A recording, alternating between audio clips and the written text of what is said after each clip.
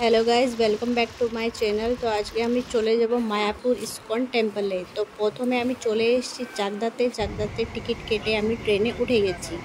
আমাকে নামতে হবে কৃষ্ণনগর স্টেশনে। আমি কৃষ্ণনগর স্টেশনে চলে এসেছি।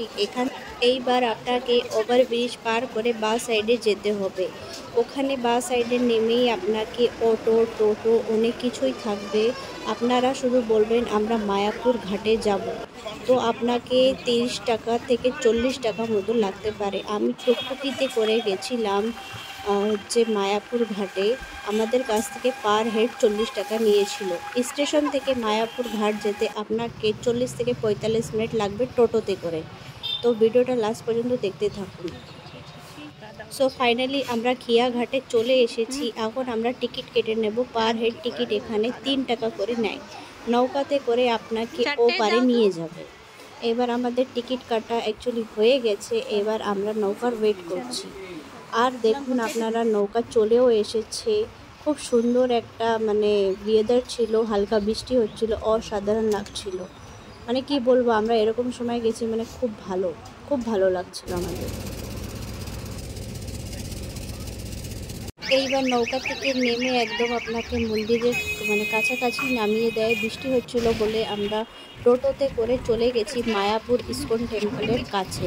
কারণ বৃষ্টি হচ্ছিল, হেঁটেও যেতে পারতাম, কিন্তু আমরা যাইনি ভিজে যাব বলে। তো দেখো, প্রথম থেকে খুব সুন্দর সুন্দর মন্দিরগুলো দেখা যাচ্ছিল। খিয়া ঘাট থেকে মায়াপুর ইসকন টেম্পল পর্যন্ত নিয়ে আসতে আপনাকে মাত্র 10 টাকা নেবে টোটোতে করে।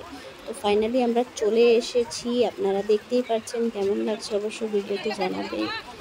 তো খুবই ভালো লাগছিল, কিন্তু খুব বৃষ্টিও হচ্ছিল, ঠান্ডা ওয়েদার হয়ে গেছিলো, কিন্তু একটু বিরক্তকরও লাগছিল আমাদেরকে। মন্দিরে যাওয়ার জন্য আপনাকে জুতো এবং মোবাইল জমা দিতে হবে। মোবাইল জমা দিতে 5 টাকা করে লাগে পার মোবাইল, আর জুতো জমা করতে কোনো টাকাই লাগে না। তো ফাইনালি এখন আমরা মন্দিরে যাব। তো ভিডিওটা লাস্ট পর্যন্ত দেখতে থাকুন। আমাদের মন্দির ঘোরা হয়ে গেছে। তো এবার ভাবলাম পেটকেও কিছু দেওয়া লাগবে। তো আমরা টিকিট কেটে নিয়েছি 40 টাকা পার হেড করে।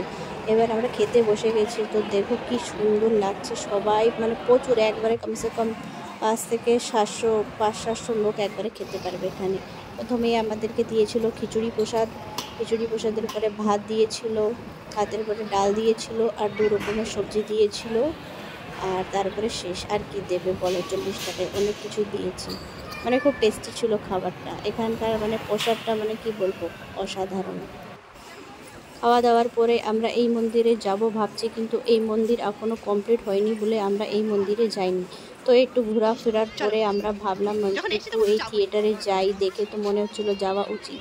তো আমরা ভাবলাম চলে যাই। তো একটা শো চলছিল, তো ওই শেষ না হওয়া পর্যন্ত তো আমরা যেতে পারি না। তো আমরা তারপরে টিকিট কেটে নিলাম থিয়েটারে যাওয়ার জন্য। তো এখানেও পার হেড 40 টাকা টিকিট থাকে। তো চলো বন্ধুরা, বলো কেমন লাগছে থিয়েটারের ভেতরে। এবার থিয়েটার থেকে বেরিয়ে আমরা বেরিয়ে গেছি গোশালার দিকে। তো গোশালা পায়ে হেঁটেও যাওয়া যায়, কিন্তু আমরা পায়ে হেঁটে যাইনি, পায়ে ব্যথা হচ্ছিলো বলে আমরা টোটোতে করে চলে গেছি। তো ফাইনালি আমরা চলে এসেছি গোশালাতে। আপনারা দেখতেই পাচ্ছেন কি সুন্দর লাগছে, কি সুন্দর, কি বলবো, জয় মাতা দি।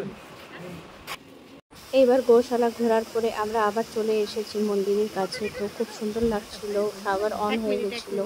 একটু ভিডিওটা করে নিলাম। তারপরে সন্ধ্যা হয়ে যাচ্ছিলো। তো আমরা ওখান থেকে 4:30 বাড়ির জন্য বেরিয়ে গেছি। তো বন্ধুরা বলো কেমন হয়েছে ভিডিওটা, আর যদি ভালো লেগে থাকে তো লাইক, শেয়ার, সাবস্ক্রাইব করে দেবেন।